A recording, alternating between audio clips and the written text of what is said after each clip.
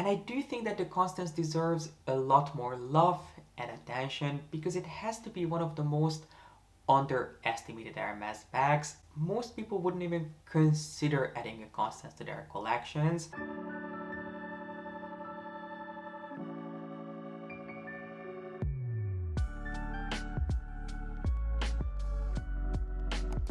Hello my friends! One of the last videos of the year is going to be my long overdue Mini Constance review, which is a bag that I've had in my collection for just about a month, but trust me, I have already got my money's worth out of it. I've been carrying it so much, which you can probably tell just by looking at my Instagram feed. But anyway, if you'd like to hear what my experience has been like with this bag, everything that you could possibly want to know about the world of Constance bags, and spoiler, why you shouldn't sleep on them, then please be sure to give this video a thumbs up and keep on watching. I would love to know what's the first Hermes bag that comes to mind when you hear the word Hermes. I would think that most people would think of the Kelly or the Birkin first, then maybe the Picotin or the Lindy, and the Constance really wouldn't be the first bag that comes to mind or would even be in the top 3 of most people's lists, even though in my opinion it really should be, because I've always said that the holy trinity of Hermes bags consists of the Constance, the Birkin and the Kelly, in any order you want them to be. And I do think that the Constance deserves a lot more love and attention because it has to be one of the most underestimated Hermes bags. Most people wouldn't even consider adding a Constance to their collections, even though this bag worth a lot more than you would think. It might not hold its value as a Kelly or as a Birkin would, but when it comes to functionality and having an actual practical bag in your collection, the Constance goes a really long way.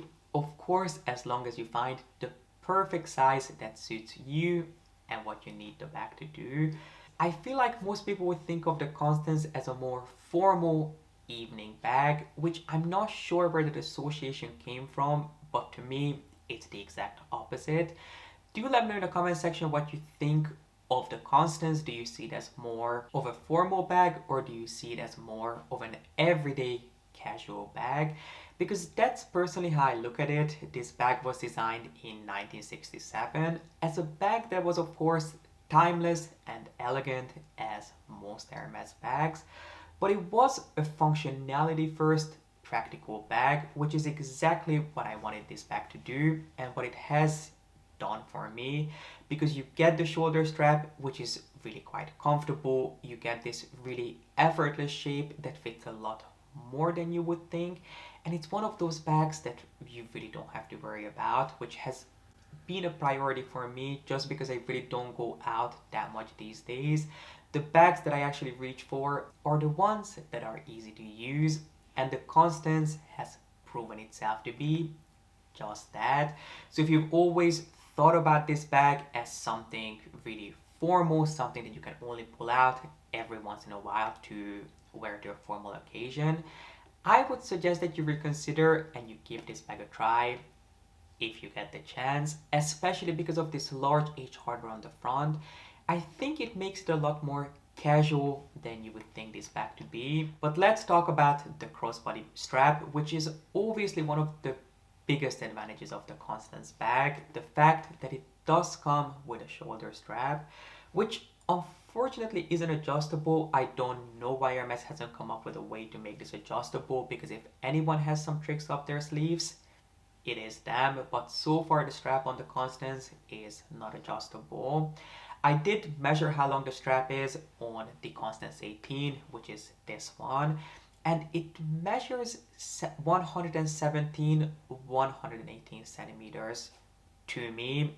Bear in mind, those are just my clumsy measurements, but it kind of leads me to believe that the strap is supposed to be 100 centimeters, which is just the perfect length for me.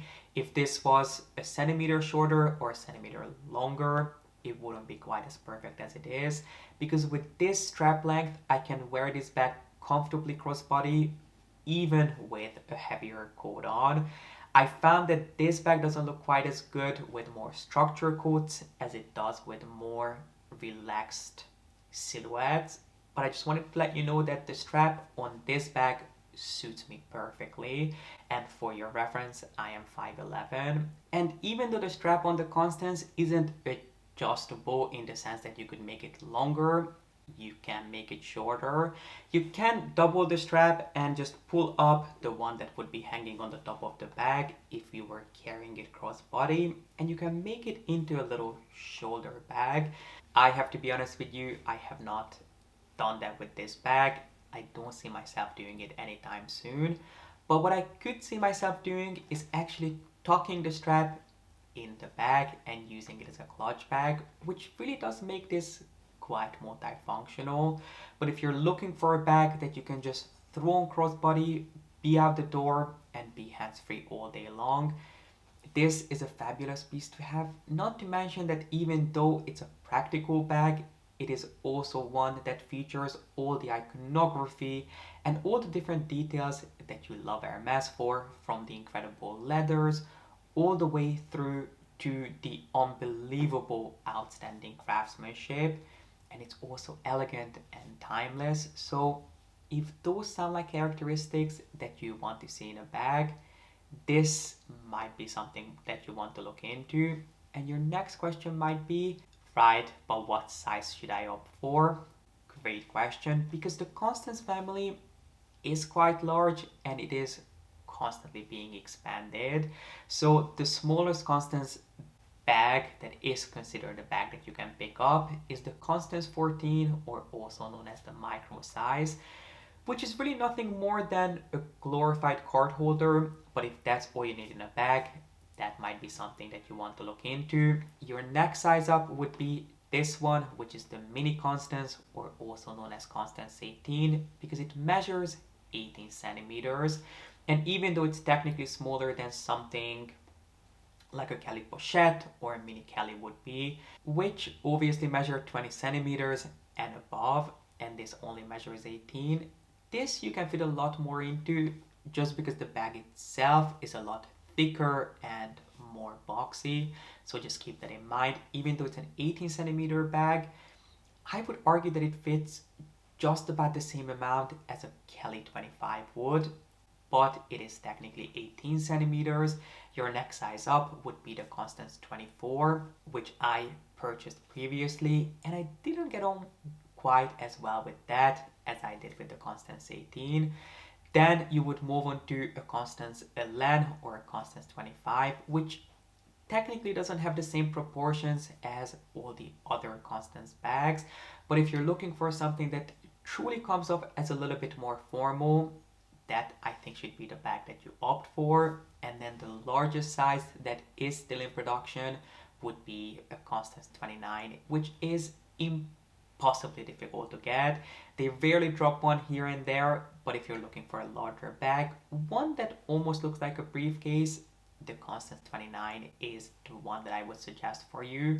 So as you can tell, there is a Constance bag for you regardless of what you're looking for. You just have to opt for the best size that suits you.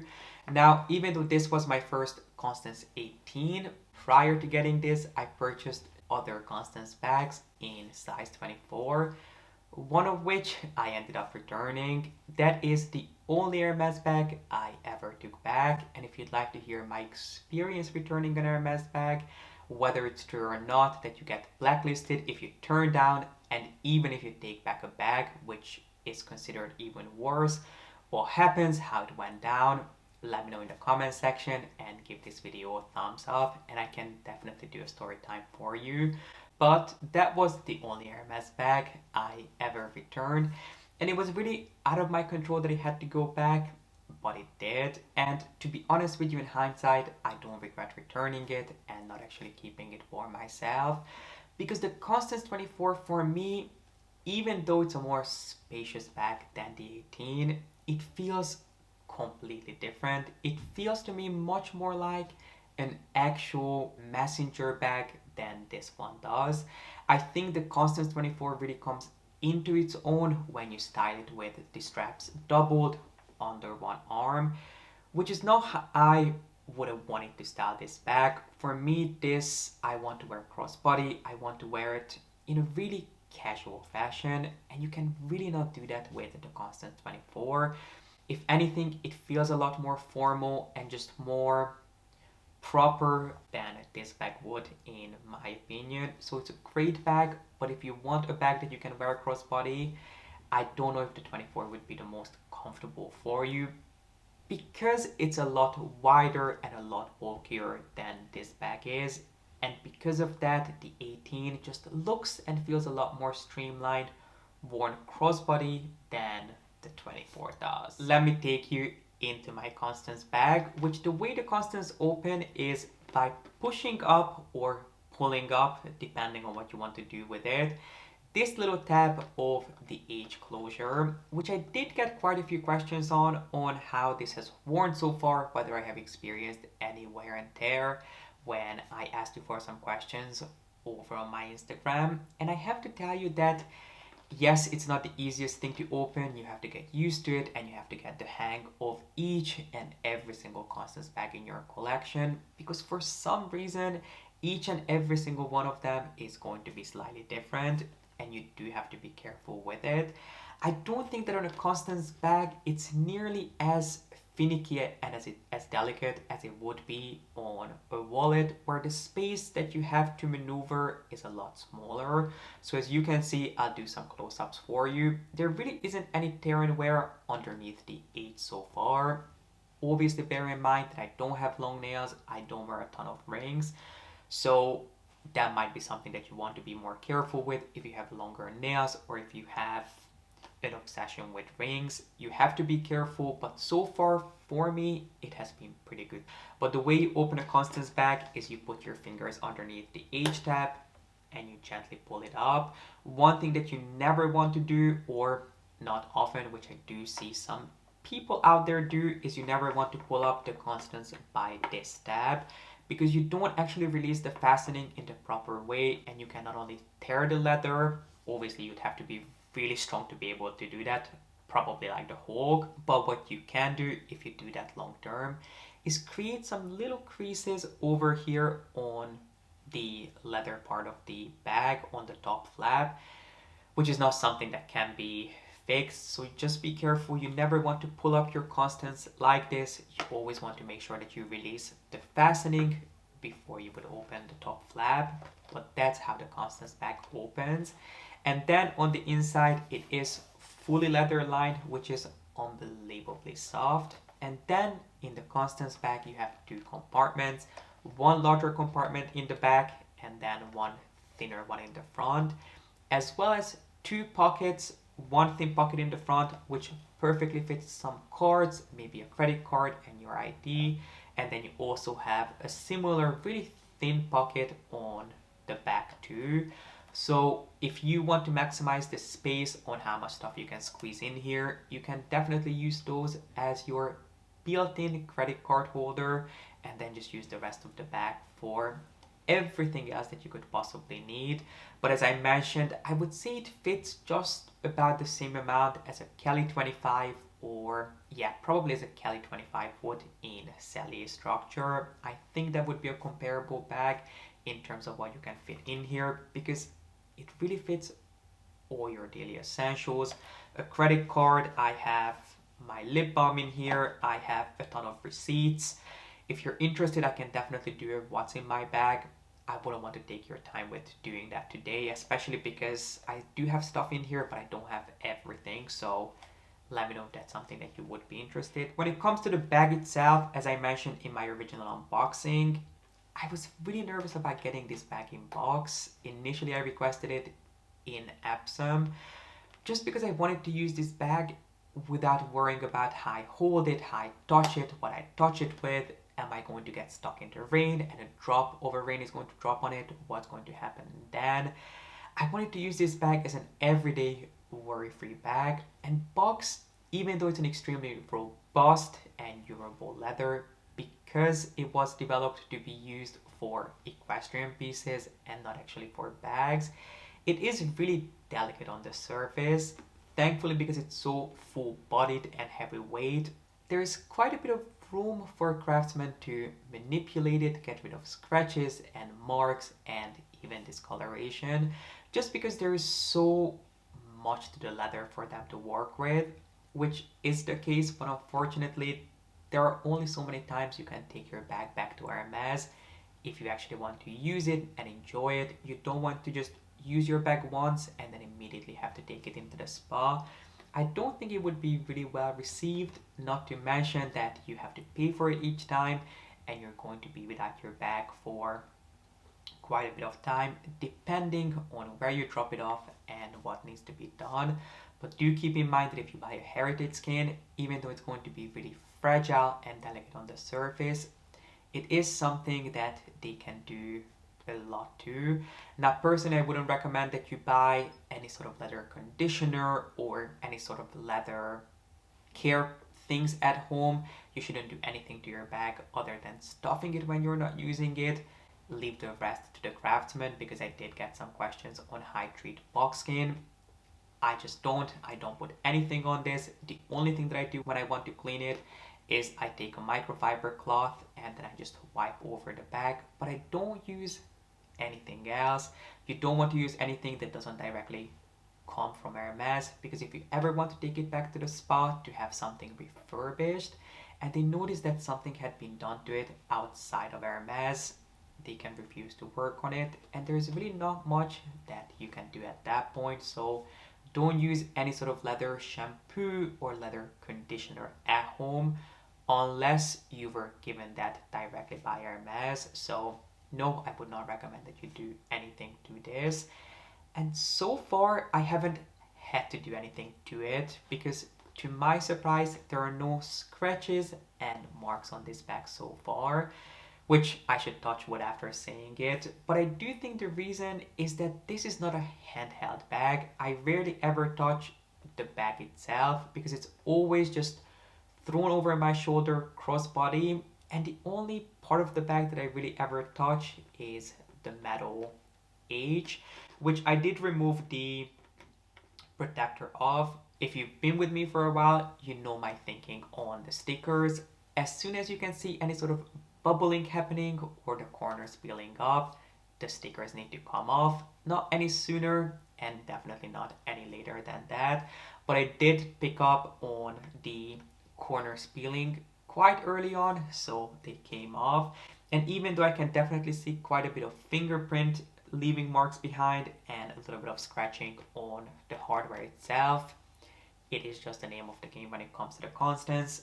I'm not going to worry about it too much, but so far it's not too bad, and neither is the leather. It's held up beautifully.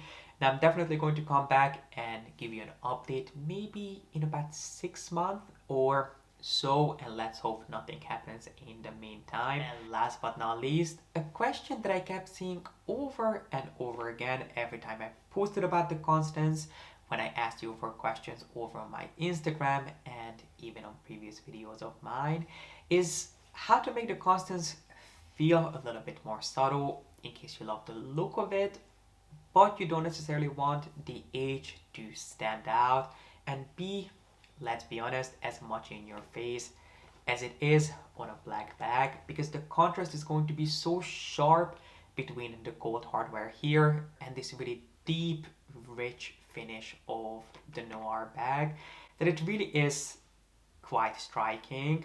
So my tip for you would be to opt for hardware that is really close to the color of the actual bag itself. So if you prefer a warmer toned bag, let's say something like gold, definitely get it with gold hardware.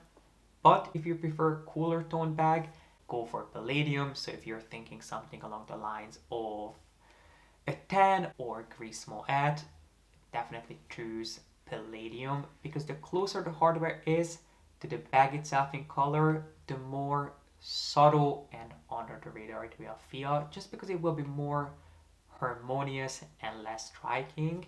And then one more thing you could do is to go for leather that is as matte as it gets, because the more matte you go, the more counterbalanced it will feel against this really high shine finish of the hardware.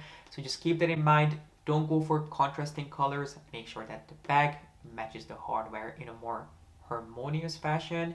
And the more matte you go with your leather, the more subtle it's going to look when it's actually part of your outfit.